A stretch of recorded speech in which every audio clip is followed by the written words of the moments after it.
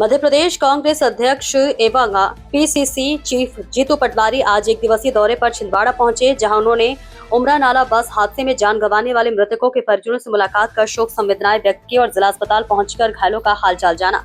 आपको बता दें, विगत दिनों मुख्यमंत्री कार्यक्रम से लौट रही यात्रियों से भरी बस ट्रक से टकराकर पलट गई थी, जिसमें 10 लोगों की दर्दनाक मौत हो गई थी, जबकि कई लोग घायल हो गए थे। पीड़ित परिवारों और घायलों से मुलाकात के बाद जीतू पटवारी कांग्रेस भवन पहुंचे, जहां प्रेस वार्ता के दौरान उन्होंने प्रदेश सरकार पर निशाना साधते हुए हादसे को प्रशासनिक लापरवाही का परिणाम बताया। उन्होंने मृतकों के परिजनों को 1 करोड़ और घायलों को 5 लाख रुपए मुआवजा देने की मांग की। पटवारी ने कहा कि कांग्रेस पार्टी पीड़ित परिवारों के साथ मजबूती से खड़ी है और न्याय दिलाने के लिए हर स्तर पर आवाज उठाएगी। छिंदवाड़ा से राजेंद्र अग्रवाल की रिपोर्ट। संवेदनशीलता नहीं दिखती उसमें कि हम किसानों का कुछ कर दें। भाषण देके गए, किसान कल्याण वर्ष है, भाषण सुनो मेरा किसान साथियों।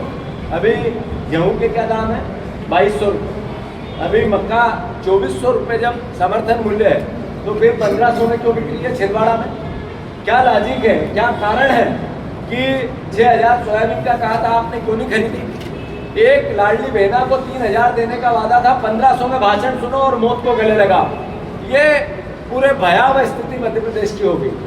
तो मैं मानता हूँ ऐसे में जो देश के हालात है, नरेंद्र सरेंडर हुए, वो भी देश देख रहा है। जिस तरीके से नरेंद्र मोदी ने घुटने टेके ट्रंप के आगे, जिस तरीके से पाकिस्तान युद्ध के दौरान देश के साथ धोखा किया सरकार ने, जिस तरीके से ट्रेड डील की और किसानों की गर्दन पर तलवार चला दी नरेंद्र मोदी ने, जिस तरीके से इराक, इजराइल और अमेरिका का युद्ध हो रहा है और घात भारत के साथ हो रही है, जो डॉलर रुपए के मुकाबले ऊपर चढ़ा है, अल्टीमेटली इसका असर कहाँ हुआ? इसका असर हर घर में हुआ है, महंगाई पे हुआ, हमारी अर्थव्यवस्था पे हुआ, अवमूल्यन जो रुपए का हुआ, अल्टीमेटली देश का अरबों रुपए का नुकसान हो रहा है। जितना ईरान का नुकसान हुआ, उससे ज्यादा भारत की अर्थव्यवस्था पर प्रहार हो गया। ये राहुल गांधी जी ने कई बार इस बात को अलग अलग तरीके से देश को आगाह किया था, सरकार को आगाह किया था।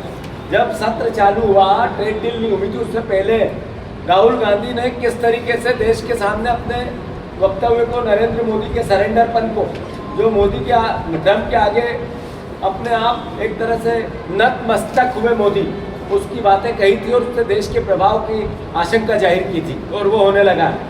जो पेट्रोल डीजल की हालात होने लगे हैं पूरे देश के, जो गैस कनेक्शन, गैस की टंकी का 10 किलो गैस का कनेक्शन, गैस देंगे टंकी में, सिलेंडर में, और 14 साढ़े 14 किलो का पैसा लेंगे। उसके बाद भी अल्टीमेटली 60 रुपये गैस के सिलेंडर पे बढ़ा दी। इधर रोज भयावहता चल रही है।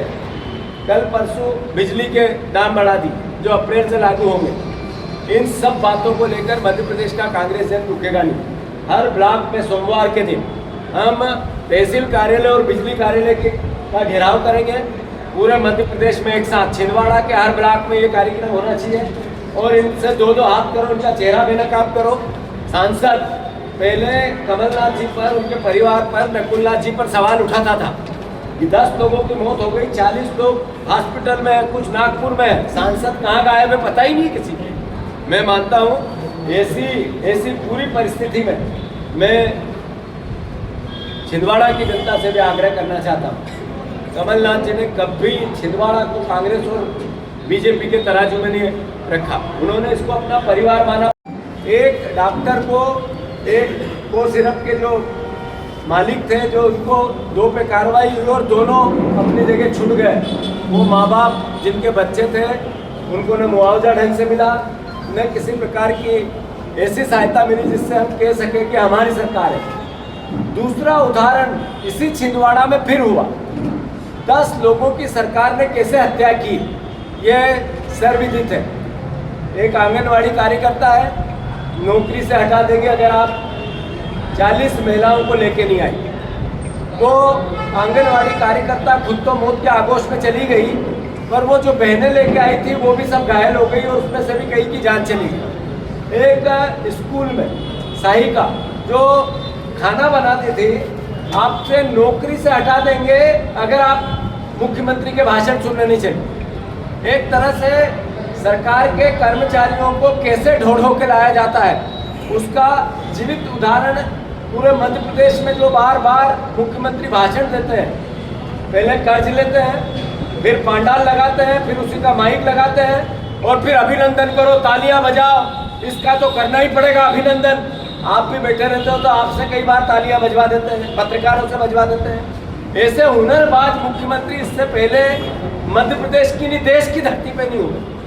मैं मानता हूँ कि एक बहन हमारी, उसकी 17 साल की बेटी, वो 1500 रुपये उसको मिलते थे लाडली बहना के नाम पे। उसको कहा गया तेरा बंद हो जाएगा अगर तू मुख्यमंत्री के भाषण सुनने नहीं गई तो। और वो बहन भी मौत के आगोश में चली गई। 17 साल की बेटी अब एक तरह से यतीम हो गई, कोई नहीं उसका, न पति, उसकी शादी हुई, न उसका, चूंकि नाबालिग है, न उसके पिता है, न उसका कोई भाई है, न उसके दादा दादी है, अकेली रह गई। माँ भी थी, वो भी मर गई।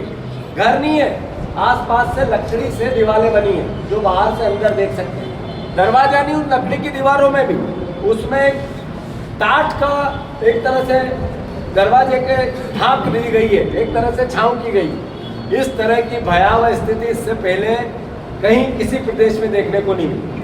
हद तो तब हुई जब मुख्यमंत्री कल संवेदना व्यक्त कर रहा है। मुख्यमंत्री का पद गरिमा का पद होता है। मुख्यमंत्री ऐसे में जो भाषण सुनने आए थे, उनकी मौत हुई तो वापस पलट के लोगों को संवेदना व्यक्त करने आए, आर्थिक सहायता मुख्यमंत्री का दायित्व देने आए। मैं उनको साधुवाद देता हूँ, धन्यवाद देता हूँ। पर किया क्या?